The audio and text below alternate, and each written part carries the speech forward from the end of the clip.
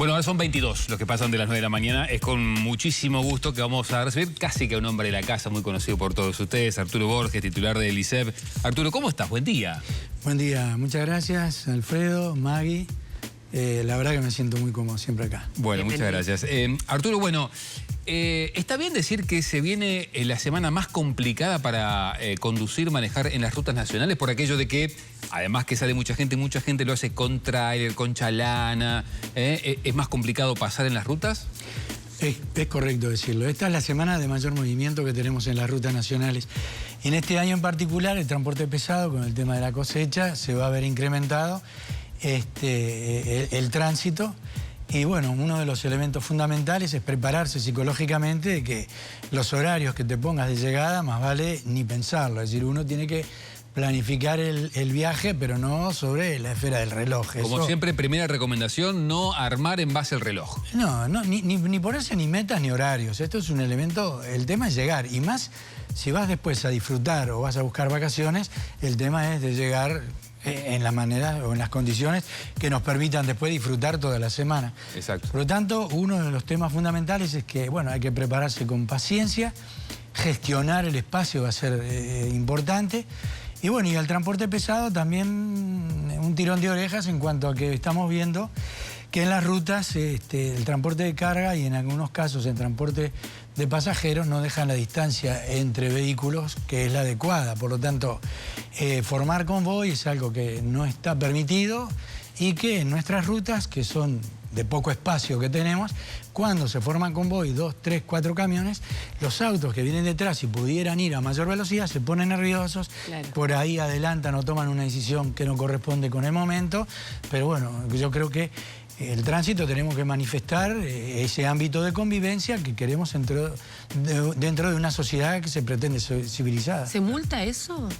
¿Se controla? No, está dentro de la normativa que se debería sancionar, pero no se hace. Y esto es evidente que pasa todos los días. Tú ves venir 2, 3, 4 camiones, también los ómnibus no dejan la distancia. Y parecería ser que si tú le decís que dejen distancia de seguridad, si salen de Montevideo para Rocha, amanecen en Buenos Aires. Y es al revés.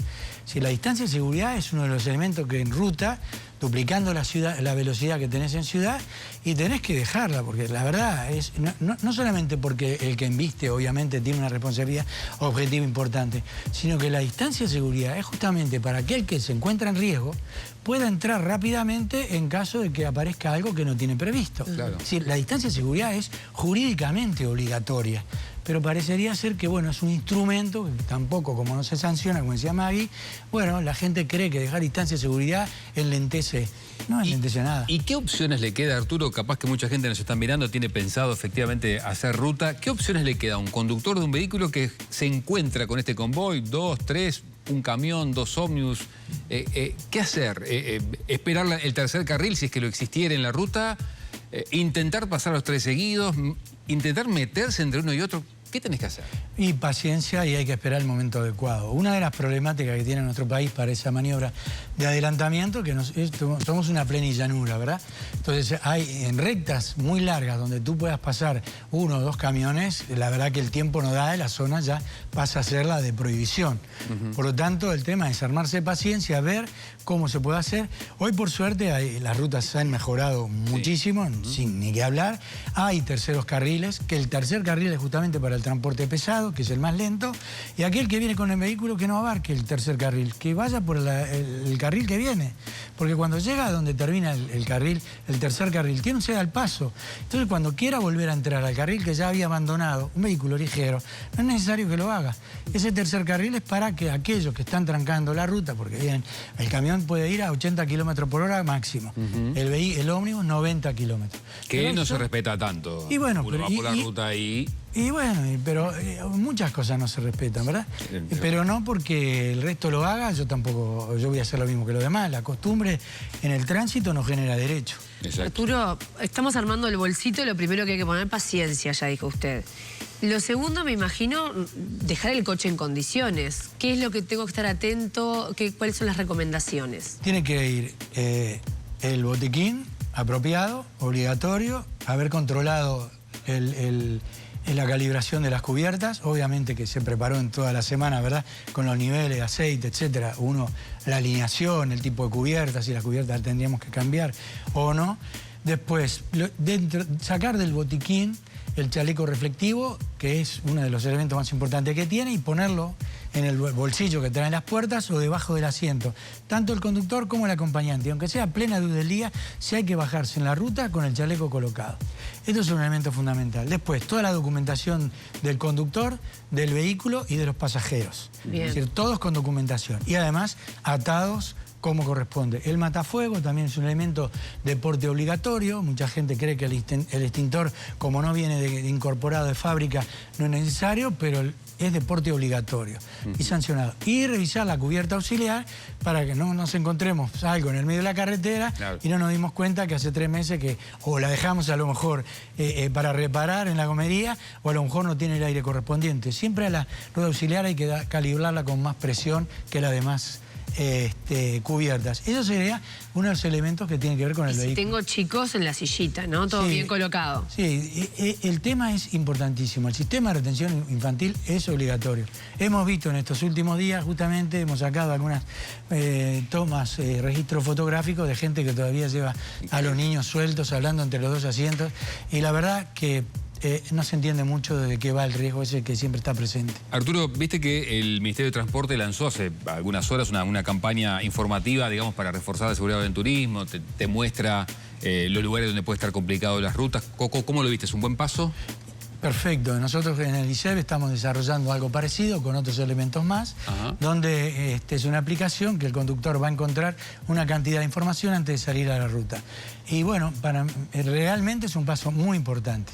Bien. Y el tema de los radares correctivos que mencionó ayer la ministra en el caso de los números que se dieron por parte de la UNACEF, también es un tema importante, y lo hemos inclusive hablado acá, que nosotros somos fanáticos del radar correctivo también. ¿Qué te parecieron los datos que nos sorprenden lamentablemente esta pandemia que tenemos con los siniestros fatales en Uruguay, que siguen aumentando, incluso también los fallecidos, pero también el anuncio de un plan de seguridad vial?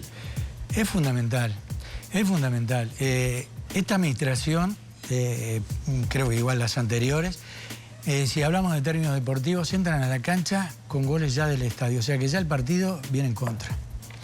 Entonces ya tienen 1, 2 o 3 goles en contra, ¿viste? Que se habla, cuando te hacen el gol al primer minuto, lo traes desde el vestuario. Esta administración, por lo que veo, tiene una intención realmente de modificar esto y sacar a la UNACEF de un ostracismo que de los últimos años, la verdad, no lo entendimos. No lo entendimos. Hemos desprovisto de un elemento fundamental de tratar de que dentro de, por ejemplo, uno de los temas del Congreso de Intendentes se unifique la manera en cómo se toma el examen de conducir para otorgar un permiso que hoy, la verdad, no tiene rigor alguno. No entendemos cómo en 5 años, o 6, o 7, o 10 años no hemos logrado establecer un criterio unificado. Este es el primer paso. Entonces, lo que vemos nosotros es que esta administración tiene el partido en contra, no la tiene fácil, que va a necesitar del apoyo de todos los ciudadanos para poder modificar este estado de cosas, y transmitiendo una realidad de que ayer los números transmitieron. A nosotros no nos interesan los números. A nosotros nos interesa el por qué tenemos esos números. Claro. Si yo tengo un diagnóstico y el diagnóstico no lo puedo terminar porque a mí me falta el por qué, yo teniendo esa data, yo no llego a establecer cuáles son los elementos que tengo que atacar. Sé cuándo ocurrió el siniestro, me dieron el grupo etario, obviamente que son las cifras que se manejan, me dan el género, me dicen dónde, me dan el día, pero yo quiero saber por qué. ¿Por qué sucede eso? ¿Y ahí está analizando eso? Es lo que no se ataca el problema. Entonces, yo no puedo hacer un diagnóstico para resolver un tema si no parto de la base de cuantificar dónde está el problema. Sí, no sé si me logro expresar. Sí. Yo puedo tenemos 210 muertos en Virrodado. O sea que tenemos un promedio de 20 muertos por mes utilizando la moto y la bicicleta. ¿Y qué fue lo que hemos hecho para atacar ese problema? Porque hay algo acá que se nos está diciendo. Acá tenemos una problemática y ustedes han tenido una entrevista anterior interesantísima con el director del Pereira Rosell, y se habló muchas veces de recursos, ¿verdad? Sí. ¿Sabes cuánto pierde el Uruguay? Cerca de entre 1.000 y 1.500 millones de dólares por año. Entonces, el sistema sanitario está quebrado, el pasivo está quebrado. Después mantenemos planes por alimentación y después subsidios para las viviendas. Eso lo paga el trabajador. Entonces, cuando desaparece una vida en el Uruguay, y esto no quiero que quede como un comentario frívolo, un muerto es carísimo en el Uruguay. Entonces le estamos restando recursos genuinos a otros sistemas que sí lo necesitan, como establecer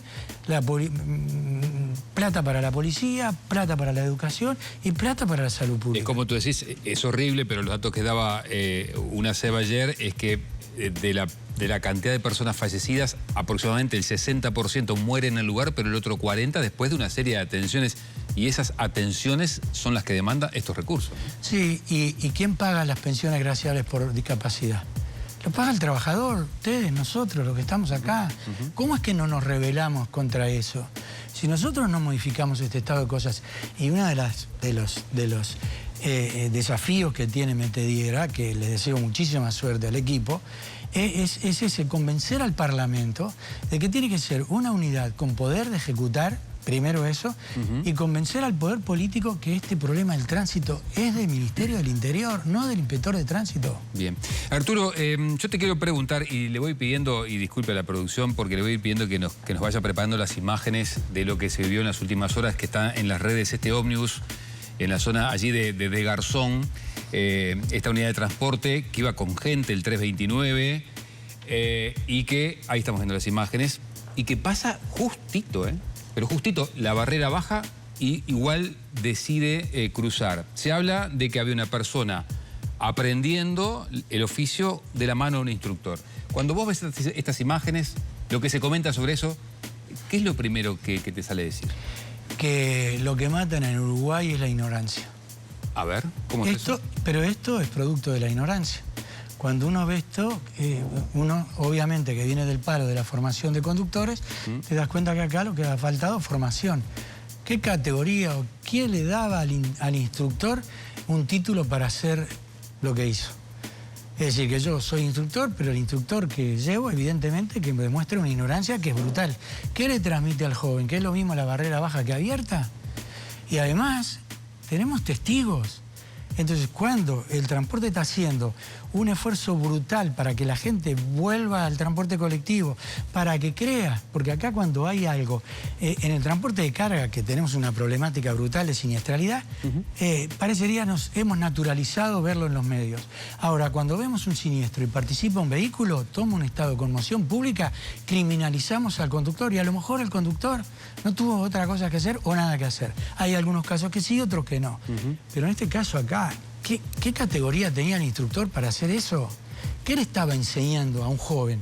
Cuando yo tengo la intención, o nosotros tenemos la intención, con la falta que hay de conductores, de tratar de formar conductores con una fase teórica, como se hace en Europa, y en otros países también, para formar individuos un poco más jóvenes, porque no tenemos, tenemos que ofrecerle a cierta parte de la población la posibilidad de que entre al sector como una fuente de trabajo.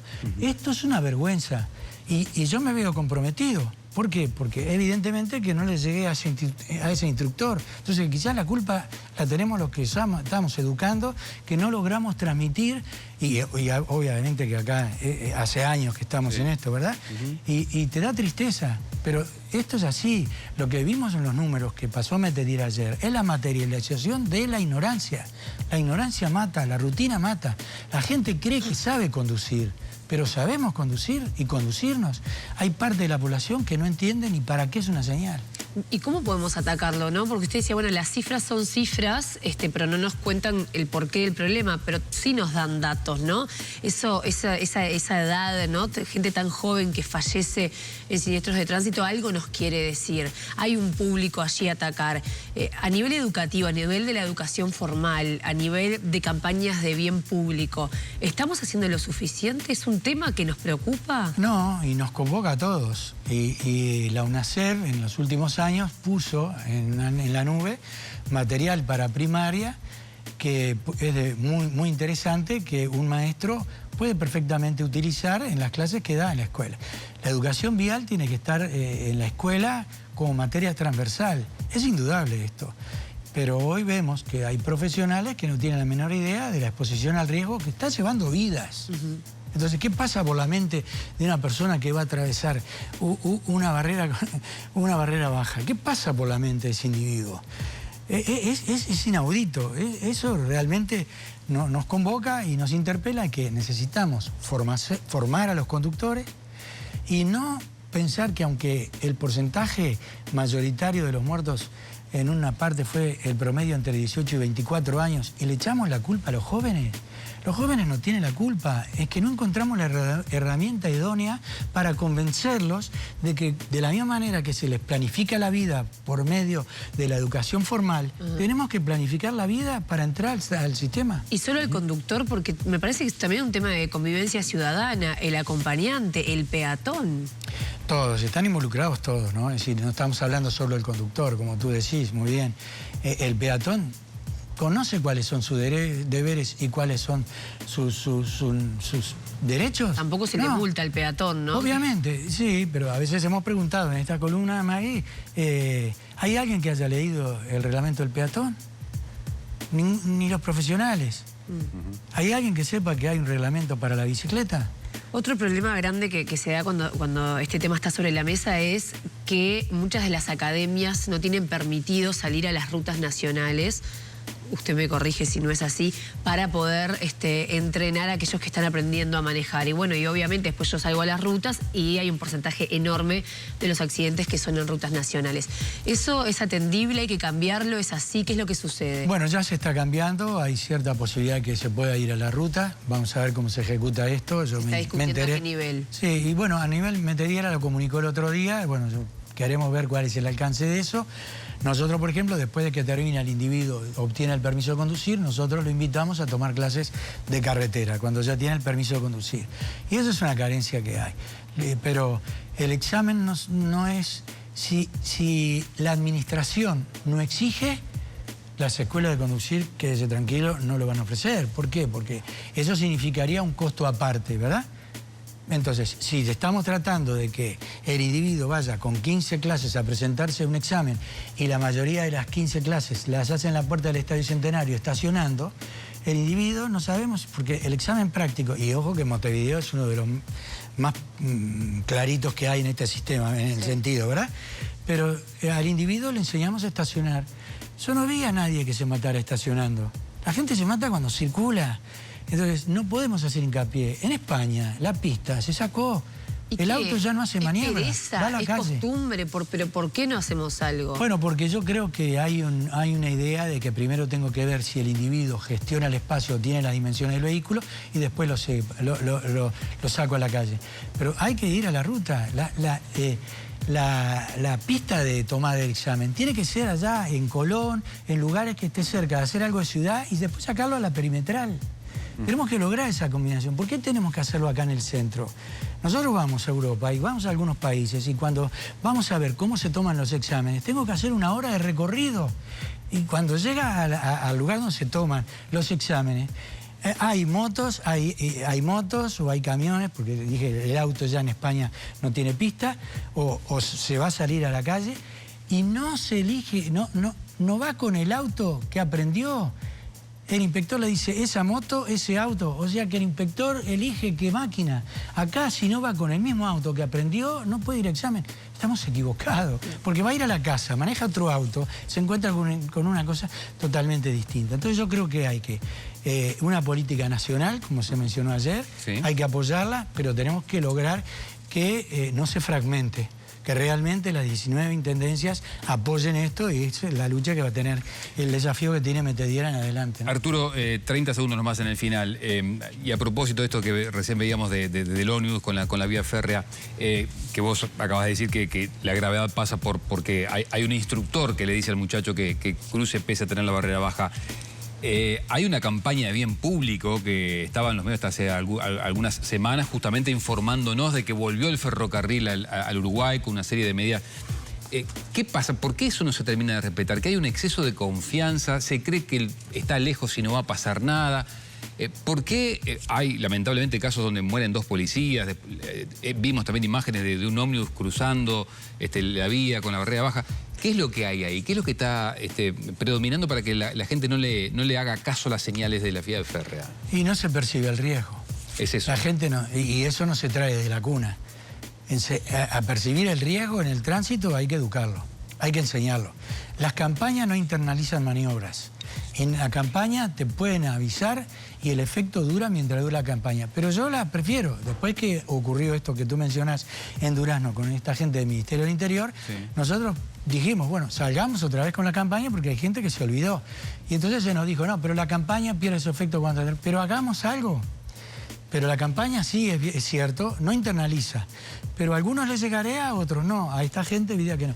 Pero cuidado, yo no tengo realmente la certeza de si el instructor le dio la orden de cruzar o no. Esa no la tengo. Lo que tengo es el testimonio de testigos. Claro. Esto obviamente que hay que realmente munirse de la información precisa. Arturo, como siempre, un placer. Muchas gracias. Y que tengamos, gracias a ti, Dante, Alfredo y Maggie, y esperemos tener una semana tranquila y que posteriormente no tengamos que lamentar cosas que son perfectamente evitables. Que esto es lo triste, esto es lo triste. Claro. Y que empiecen a bajar esas cifras porque es un compromiso del Uruguay. Ni que hablar. Gracias, Arturo. A ustedes.